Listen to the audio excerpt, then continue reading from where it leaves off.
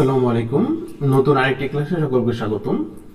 গত ক্লাসে আমরা 430 নাম্বার কোশ্চেন পর্যন্ত সমাধান করেছিলাম। আজকে হচ্ছে আমরা 431 থেকে সমাধান শুরু করব।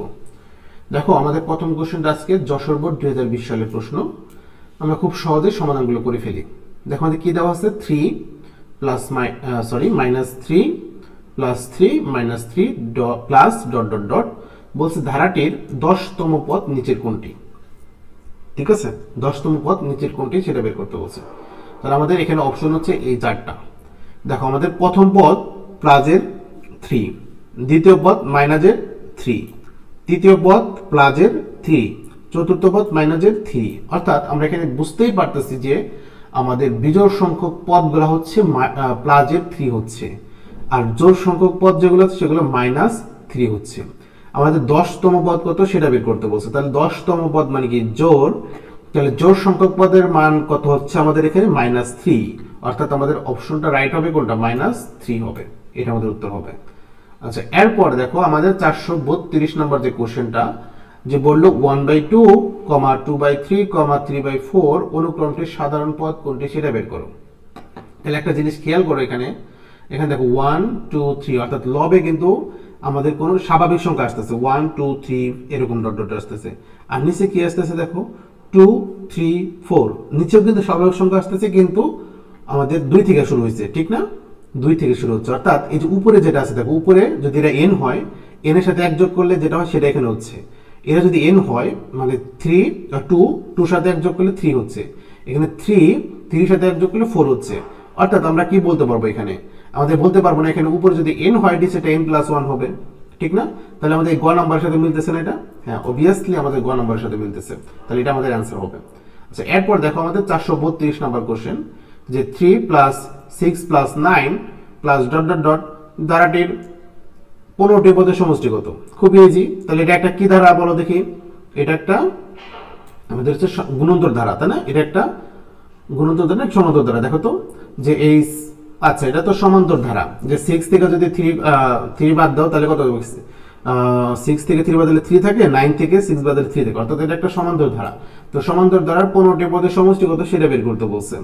তাহলে nটি পদের সমষ্টির জন্য আমাদের ফর্মুলা যেটা আমরা জানি, n/2 ব্র্যাকেট তোমার 2a + n-1 * d। তাহলে সব মান এখানে n এর মান কত আমাদের 15, তারপর এর মান কত আমাদের 3, d এর মান কত, 6 থেকে যদি 3 বাদ দাও তাহলে কত থাকবে? 3 থাকবে। তাহলে এই মানগুলো বসে যদি ক্যালকুলেটরে চাপ দাও তাহলে দেখবা অটোমেটিক্যালি কত 360 দেখাবে। তাই না? এটা খুব ইজি ছিল, এটা আমি ক্যালকুলেশন দেখাইলাম না। তাহলে আমাদের এই গ নাম্বার অপশনটা রাইট হবে। আচ্ছা, এরপর দেখো আমাদের 433 নাম্বার কোশ্চেন, যে বলছে 2 + 3 + 4 + ডট ডট ডট 50 সমান কত?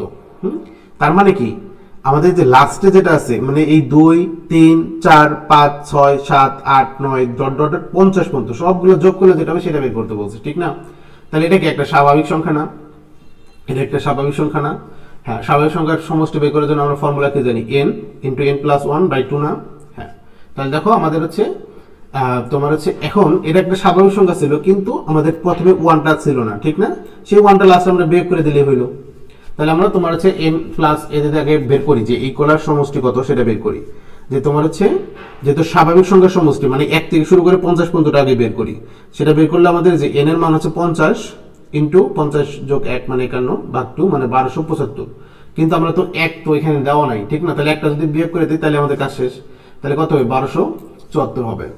বুঝতে পারছো? এটা কিন্তু আমরা স্বাভাবিক সংখ্যার সমষ্টি বের করছি, অর্থাৎ 1 থেকে 50টি পদের সমষ্টি বের করছিলাম 1275, কিন্তু আমাদের তো কিন্তু 1 নাই, তাহলে একটা আমরা শুধু বিয়োগ করে দিলাম। তাহলে 1274 হবে আমাদের आंसर, যেটা হচ্ছে আমাদের ক নাম্বার উত্তরটা রাইট হবে। ঠিক আছে, এরপর আমাদের 434 নাম্বার যে কোশ্চেন, এখানে আমাদের বলছে যে 64 + 32 + 16 + 8, মানে এটা দেখে বোঝা যাচ্ছে একটা গুণন্তর ধারা, তাই না? তো একটা গুণন্তর ধারার অষ্টম পদ কত সেটা বের করো।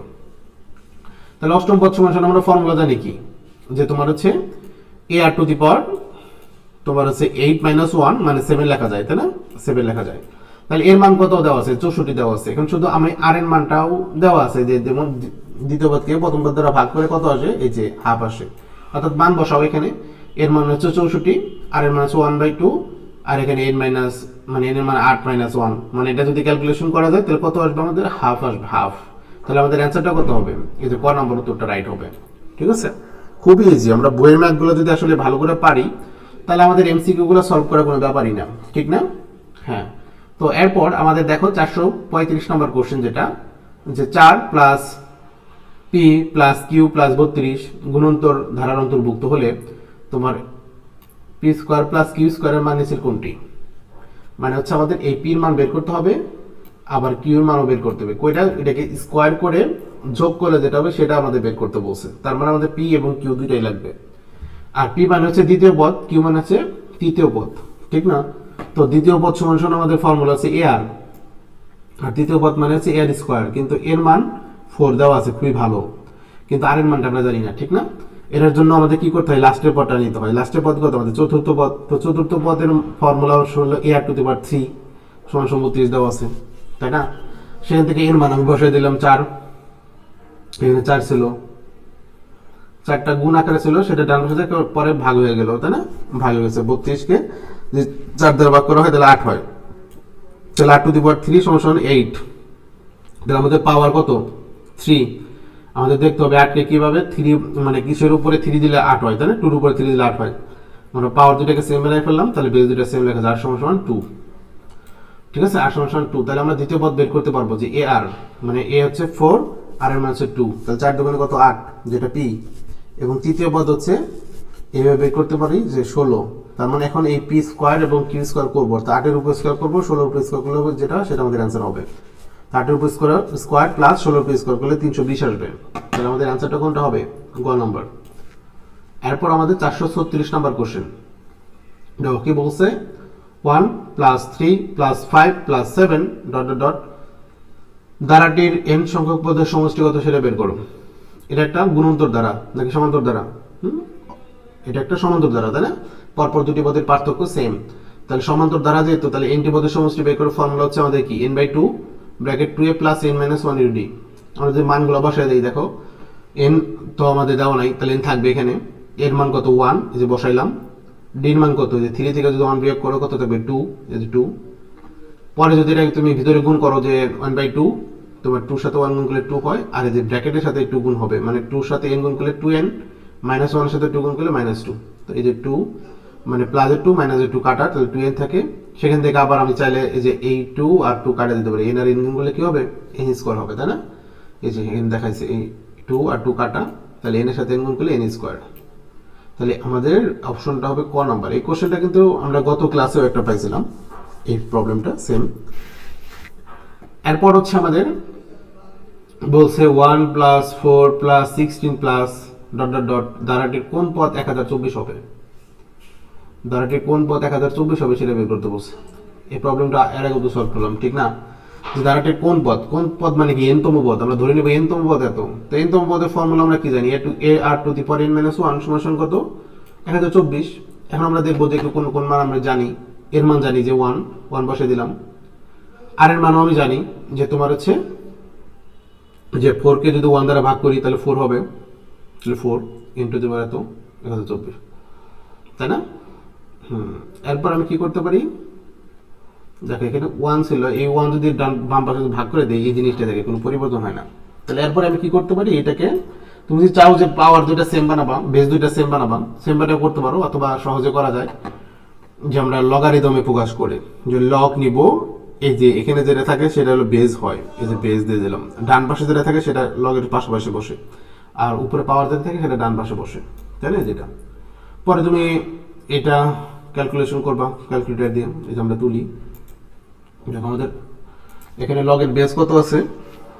এখানে লগের বেস হচ্ছে আমাদের 4।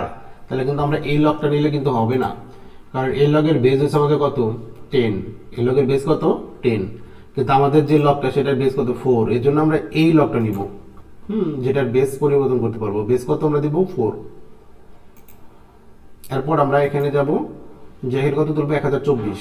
1024 ইকুয়াল চাপ দাও, 5 আসে 5। তাহলে 5 সমান সমান n মাইনাস 1। দেখো আমরা n এর মান বের করবো, তার সাথে -1 ছিল, সেটা আবার অপর পাশে যায় -1টা প্লাস হয়ে যায়। তাহলে 5 এর সাথে 1 যোগ করলে কত হবে? 6 হবে না? 6 হবে। তাহলে n এর মান কত?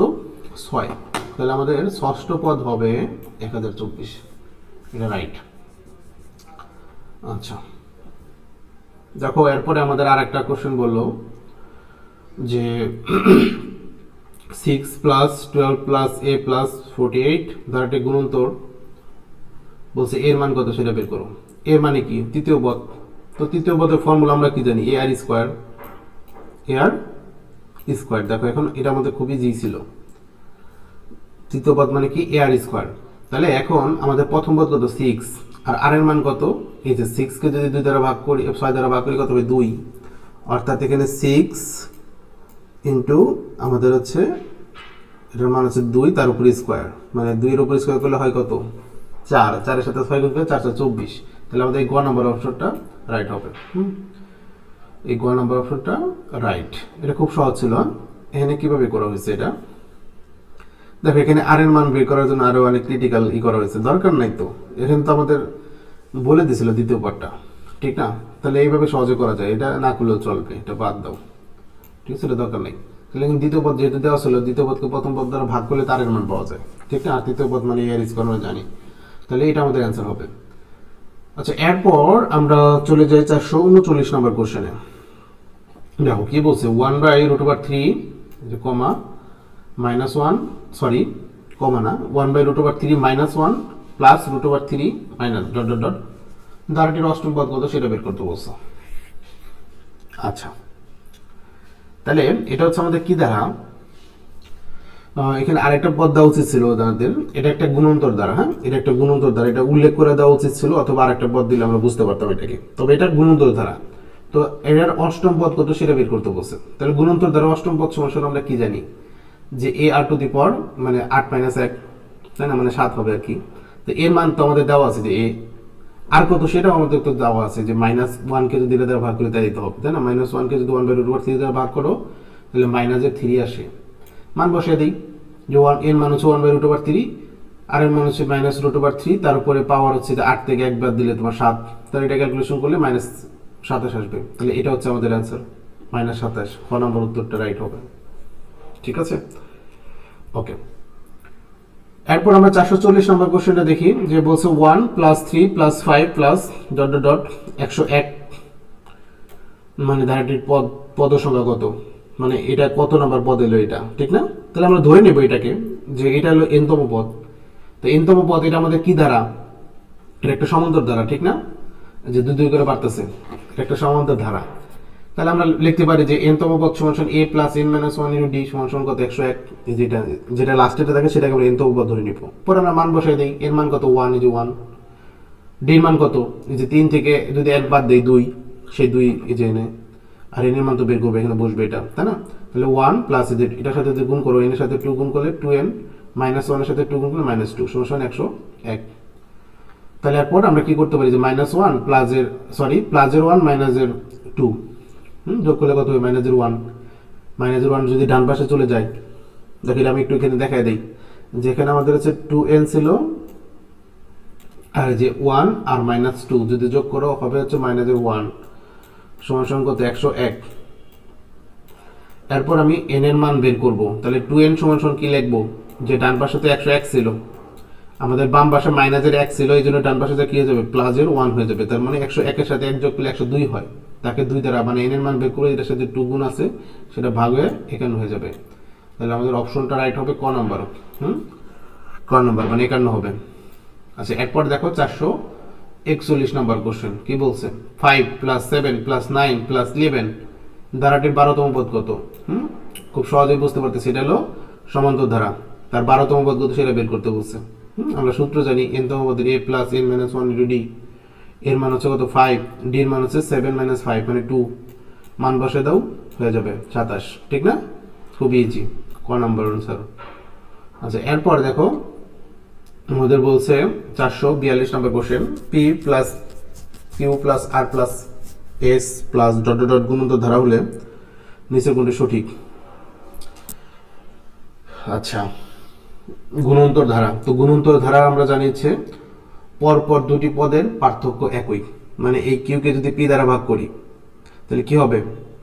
কিউ ভাগ পি, কিউ ভাগ পি আছে এখানে বলে কোথাও, কিউ ভাগ পি, যে এই অপশনটা বাম পাশে ঠিক আছে। রাইট সাইডে দেখো কি আছে, যে এস ভাগ আর, এস বাকার মানে এই পদকে এই পদ দ্বারা ভাগ করলে পার্থক্য সেম হবে। এস বাকার এটাও ঠিক আছে, তার মানে এটাই আমাদের রাইট হবে। আমরা এই অপশনটা পাই গেলাম, আমরা অনুপাত দ্বারা চেক করে দেখলাম যে এটা ঠিক আছে। ওকে, আচ্ছা তারপরে হচ্ছে আমাদের 443 নম্বর কোশ্চেন। বললো 12 plus 24 plus 48 plus dot dot dot এই যে এত গুণন্তর ধারাতে অবস্থিত হলে কতটি পদ আছে। তাহলে আমরা ধরে নেব যে এটা হলো এনতম পদ। এটা একটা কি গুণন্তর ধারা বলে দিছে। তাহলে গুণন্তর দ্বারা এনতম পদ সমান এ আর টু দি পাওয়ার n - 1 সমান কত 768। সেখান থেকে আমরা এর মান এবং আর এর মান বের করে নিতে পারি। এর মান হচ্ছে 12, এই যে 12, আর আর এর মান কি যে 24 কে যদি 12 দ্বারা ভাগ করি 2 বসাইলাম n - এত। তার মানে এখানে যে 12 গুণ আকারে ছিল সেটা ডান পাশে ভাগ হয়ে গেল মানে 64, আর এখানে 2 টু দি পাওয়ার n - 1। আচ্ছা এরপরে আমরা জানি যে 2 এর উপরে 6 বসালেই 64 হয়। তাহলে আমরা যে বেস দুটোকে সেম বানাইতে পারলাম। তাহলে n - 1 সমান 6 লেখা যাবে। এই -1টা ডান পাশে যে প্লাস, তাহলে n এর মান কত 7। অথবা তুমি যদি এই যে আগে ম্যাথগুলোতে যেভাবে দেখাইলাম যে লগারিদমে প্রকাশ করেও করা যায়, যেখানে দেখাইয়া দিছি, ঠিক আছে, লগারিদমে প্রকাশ করে বের করা যায়। তাহলে n এর মান কত হবে 7 হবে, অর্থাৎ এই যে আমাদের এত গুণোত্তর ধারার 7তম পদ হবে এত, ঠিক আছে। আচ্ছা এরপর 444 নম্বর কোশ্চেন দেখছো, মানে সবগুলা কোশ্চেনই একদম রিপিট, মানে এইগুলা কোশ্চেন দেখো আমি কিন্তু মোটামুটি কত 44টা কোশ্চেন হইতেছে এই অধ্যায়ের, মানে কয়েকটা 3-4টা বা 5টা কোশ্চেন টাইপ সবগুলা কোশ্চেনই বারবার রিপিট হইতেছে, ঠিক না। যারা একটু ভালো করে মনোযোগ দিয়ে প্রথম ভিডিওটা দেখছো তাদের কাছে কিন্তু এগুলো একদম পানি, তাই না। একই কোশ্চেন আমরা বারবার পাচ্ছি বিভিন্ন মান দিয়ে, ঠিক আছে। তাহলে দেখো এটা কি বলছে যে +2 - 2 +2 - 2 এরকম ধারাটির 19তম পদ কত ফেলে বের করতে বলছে। দেখো যে আমাদের প্রথম পদ হচ্ছে 2, দ্বিতীয় পদ কি -2, তৃতীয় পদ কি +2, চতুর্থ পদ -2, মানে 2 আর -2 এগুলোই আসতেছে বারবারে। তো আমাদের বিজোড় সংখ্যক পদ দেখাই যাচ্ছে এখানে সব সময় কি হইতেছে প্লাসের 2 আসতেছে, আর জোড় সংখ্যক পদ হচ্ছে -2। তাহলে আমাদের 19তম পদ কত সেটা বের করতে বলছে। 19 হলো বিজোড়, তাই বিজোড় সংখ্যক পদের সমষ্টিতে আমাদের এখানে প্লাসের 2 আসতেছে, তাই না। তাহলে প্লাসের 2 হবে, তাহলে যে আমাদের খ নম্বর অপশনটা হবে। খুব ইজি, এই কোশ্চেনটা অনেকবারই সলভ করা হলো, ঠিক না। হ্যাঁ আচ্ছা দেখো এরপরে কি বলছে যে প্রথম 100টি স্বাভাবিক সংখ্যার যোগফল কত। এটা আমরা কয়েকবারই সলভ করছি, যে স্বাভাবিক সংখ্যার সমষ্টি বের করার সূত্র হচ্ছে যে n × n + 1 / 2। এখানে আমাদের যেহেতু বলছে 100টি পদের সমষ্টি, তার মানে n এর মান কত 100, আর n এর সাথে 1 যোগ করলে মানে 100 সাথে 1 যোগ করলে 101 ভাগ হচ্ছে 2, এটাকে ক্যালকুলেশন করলে কত আসে 5050। তাহলে 5050 হবে আমাদের आंसर, যে গ নম্বর অপশনটা রাইট হবে। এই যে এই কোশ্চেনটা তো অনেকবার সলভ করছি আমরা বিগতবারে, তাই না, যে +1 - 1 +1 - 1 বলছে ধারাটির 2n সংখ্যক পদের সমষ্টি কত। 2n মানে হচ্ছে আমাদের কি জোড় সংখ্যক পদ, আর এখানে আমাদের দেখতে পাচ্ছি বিজোড় সংখ্যক পদের তোমার যদি আমরা দেখি প্রথম 2টা পদ যোগ করলে কত 0, প্রথম 3টা পদ যোগ করলে কত হয় +1, তাই না। এরকম জোড় সংখ্যক পদগুলো যদি যোগ করো 0 হবে, আর বিজোড় সংখ্যক পদ যোগ করলে হবে +1। তো আমাদের এখানে 2n মানে হচ্ছে জোড় সংখ্যক পদ, তাহলে জোড় সংখ্যক পদের মান হচ্ছে 0 হবে, তাহলে आंसर হবে 0। তো এই হচ্ছে আমাদের মূলত 13 অধ্যায়ের এমসিকিউ। আশা করি যদি এই ভিডিওগুলো তোমরা দেখো, একটু মনোযোগ দিয়ে দেখো, খুবই সহজ। এখান থেকে যতগুলো এমসিকিউ আসবে সবগুলো করতে পারবা। তো তারপর যদি না বুঝো অবশ্যই তোমরা কমেন্ট করো। তো আজকের ক্লাস আমাদের এখানেই শেষ। তো আমাদের বীজগণিতের যে অধ্যায়গুলো ছিল সবগুলো অধ্যায় আমাদের কমপ্লিট হয়ে গেল। তো আমাদের নেক্সট ক্লাসগুলো থেকে আমরা হচ্ছে ত্রিকোণমিতি শুরু করব, অর্থাৎ তোমার শুরু করব। সে পর্যন্ত সবাই সুস্থ থাকো, ভালো থাকো, আসসালামু আলাইকুম।